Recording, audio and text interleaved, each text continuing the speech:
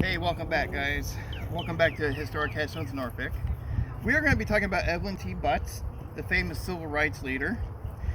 Evelyn Butts was a civil rights activist and Democrat Party leader from Norfolk who helped overturn Virginia's poll tax. Her lawsuit challenging the tax, combined with a similar action by 4 Fairfax County residents, and argued before the U.S. Supreme Court as Harper versus the Virginia Board of Elections in 1966. Butts conducted voter registration campaigns, helping establish concerned citizens for political education. The political organization achieved 2 key victories late 1960s with the election of Joseph A. Jordan as the first black city council member of the 20th century, and the election of W.P. Robinson, Norfolk's first African-American member of the House of Delegates. By the end of the 1970s, Butts was considered one of the region's most important African-American political leaders. Evelyn was born May 22, 1924 in Norfolk, the daughter of George Washington Thomas, a laborer, and Lottie Cornick Thomas. Her mother died when Thomas was about 10 years old, and she lived for several years with an aunt who instilled her in an interest in politics. She dropped out of school in the 10th grade and on September 7, 1941, married Charlie Herbert Butts. They had 3 daughters. Butts began taking part in local civil rights activities during the 1950s, emerged as a strong advocate for vigorous measures against official racial segregation.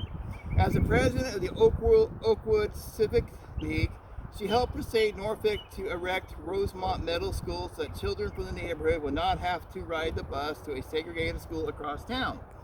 In 1961, Butts ran for president in Norfolk chapter of the National Association for the Advancement of Colored People in opposition to the longtime president, whom she accused of being militant. She withdrew from the contest at the last moment after it became clear that she would not be elected. As in all her later political ventures, she fixed opinions and blunt words accused strong feelings among her supporters and her opponents. Butts was one of the numerous black voters in Norfolk who participated in politics despite the official barriers to African American voting, one of which was a poll tax.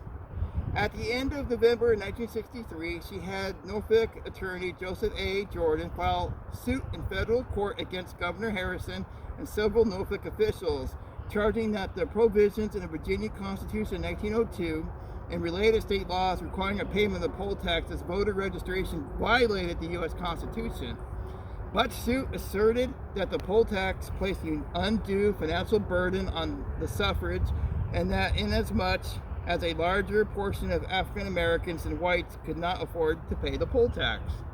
The measure was an engine of racial discrimination and therefore violated the Equal Protection Clause of the 14th Amendment to the U.S. Constitution.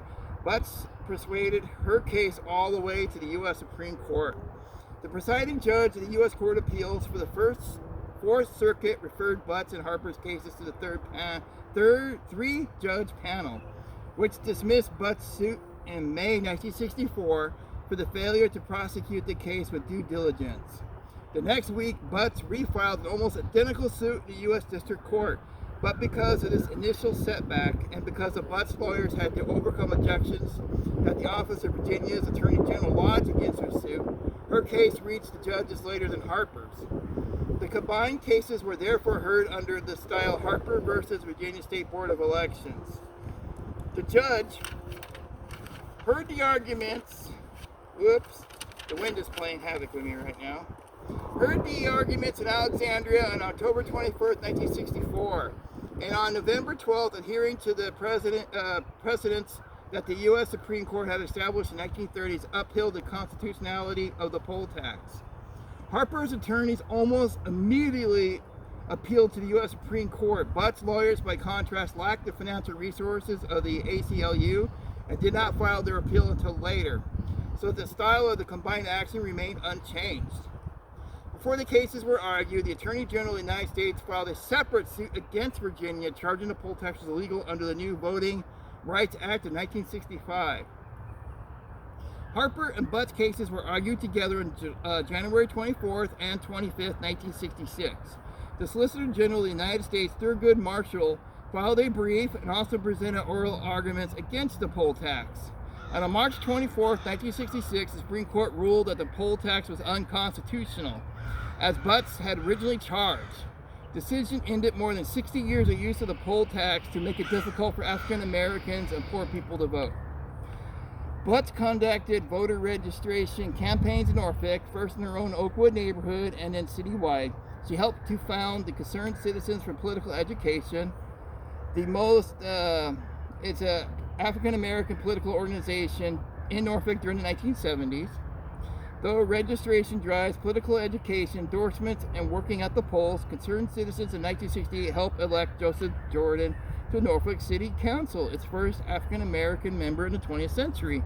And the following year, the census group helped elect William P. Robinson, the first African American ever to represent Norfolk in the House of Delegates. In 1989, Norfolk and the Portsmouth Bar Association presented her with its annual Liberty Bell Award for community service. She also received a Lifetime Achievement Award from Hampton Roads Black Media Professionals. In 1995, the City Council renamed Elm Street in her honor. Butts died at her home on March 11th, 1993. She is a hero to many people here, as right she should be. She stood up for her civil rights, she stood up for other people's civil rights, and she is a hero, and she should never be forgotten in the history of Norfolk. Alright guys, thanks for dropping by. We'll see you at the next video. Take care.